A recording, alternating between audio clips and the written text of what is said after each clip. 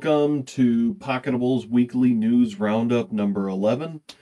This is going to be a relatively short one this week. I had my studio torn apart for some on-location stuff and don't quite have it back together. Not that you can see most of that in this. I also was out for a couple of days from both my day job and Pocketables stuff, and I'm still recovering from some of that. So we will try and keep this brief this week. Probably the big headline item for at least me this week is that Intel is selling off their NAND fabs and exiting the storage SSD business partially.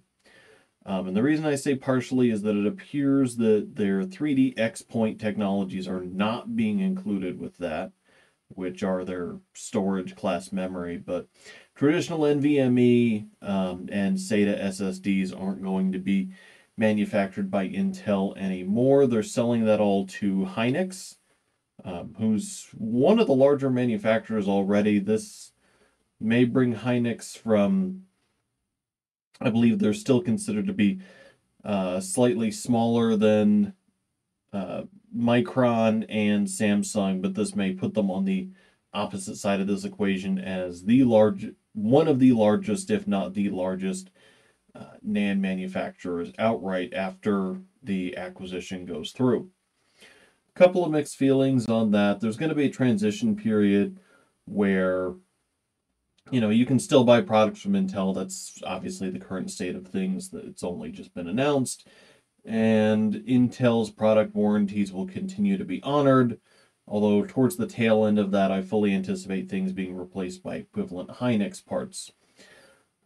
My concern here is that Hynix doesn't have a huge presence in the enterprise and consumer spaces to date. It's not to say that they're entirely absent from that. They launched their new S31 SATA drive last year that we looked at. We have their P31 NVMe drive to look at this year. I believe the unboxing for that's live. If not, I'll make sure that goes live this week.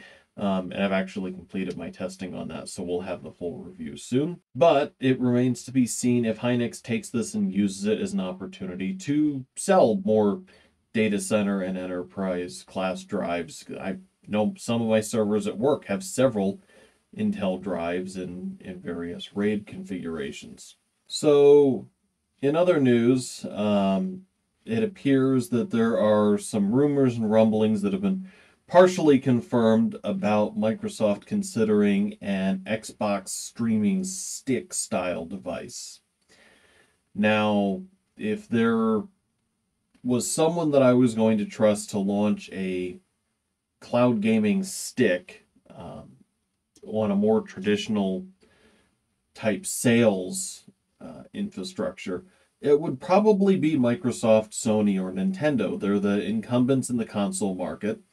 And if anyone can translate the cloud experience to something you just plug into your TV, pay for the game, and then play on your stick, it's going to be one of them. Stadia is certainly not a bad effort, but they don't have the install base to simply say, look, all of your Xbox games you own, you can stream to your stick now. So it remains to be seen if that comes to fruition. Xbox cloud gaming has kind of been in beta for a while. There's some rumbles that there may be a Windows 10 app as well. At least that was in existence, but not publicly available last I looked. There's also Android where you can play xCloud stuff on your phone. So this stick seems like a natural extension of that. As far as, do I think they actually need to launch a stick? Probably not. If they're capable of running things on phones and tablets and, low-end PCs, I don't see why an Xbox streaming stick would be any different than taking a device like this Access 3 and, the Linux version of it probably, and sticking an Xbox logo on it. So I don't see why these wouldn't be a better choice than a dedicated streaming stick. but that all remains to be seen how well they tie in things like controller connections and price points. You know, obviously, one of these, probably an Access 4 if you were going to buy one today, is going to run a couple $100. I believe they're around 200 typically. Of course, you can do a whole lot more with something like this than you can a dedicated streaming stick. But it's not simply turn it on and pick your Xbox game. That's part of the appeal. At 50 or 75 bucks, I'm willing to say probably about as high as 100 with a couple of included controllers. I think there's a market for a device like that, especially for some of the more cinematic console titles that are less sensitive to latency. Obviously, I don't want to play a first-person shooter like Halo in a deathmatch and add a bunch of additional latency to it and get myself killed every time. But there are certainly other games like Skyrim or some of the Witcher games or games of that nature that the experience is a bit more single player focused, and any little bit of added latency from things being cloud hosted isn't really going to be a huge issue. Now, I did promise this was going to be a short one this week because I'm still not feeling great and I really don't have as many stories together as I would like to. So I do want to close out on actually a request for you guys. I included this in the video that I posted late Saturday night, but we got a couple of document cameras in. For the record, I tried using one to record this video and it did not go over particularly well due to just how bright my studio lighting is. And I'm not going to hold that against the Okiocam.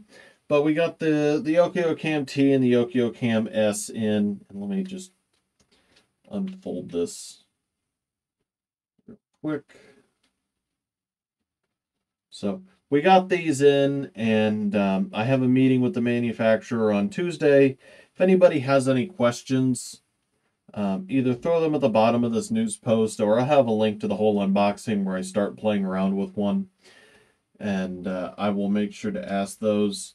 On the note of that, I have started doing a little bit of testing and was a bit disappointed. Not with the cameras, but with Microsoft, actually. There's an app on the Windows 10 store called Office Lens that allows me to scan and save documents both to PDF and JPEG, and I can do multi-PDF pages. And I use the Android version all the time. And I knew there was a Windows 10 app, and I hadn't had a particular use for it because I don't have a Windows 10 tablet PC that I use regularly, at least as far as the camera is concerned. But I use it on my phone to create PDFs out of documents all the time. And I went, this is great. These document cameras, some of the stuff that I do with my phone when I'm trying to scan in a couple of pages of a textbook or something for my kid would be fantastic to use these for. They're discontinuing the Windows 10 app. And I found that out today. So if anyone has any suggestions for an app with similar functionality that would allow me to do basically auto-cropped page-by-page scans of documents, and there's a variety of reasons for that. I mentioned textbooks if I want to do something for my kid and highlight it or print it out so that she just has that section of it and can mark things up. I've also used them for scanning in things like contracts when I don't have a page-fed scanner. And anything else you can think of that you would use document scanning for. Receipts. I've used them to scan instruction manuals, all sorts of stuff like that would definitely be easier with a desk-based camera module. Anyway, if anyone has a piece of software that they would suggest for that, let me know in the comments below. I want to try and have something like that when I review the Okiocams, because they just show up as a camera device that you can use in Windows for anything you can think of. which is pretty nice. All that said, I know this has been a light week for news. I want to thank everyone for watching. I want to thank anyone who supports Pocketables using our affiliate links. They're in the description.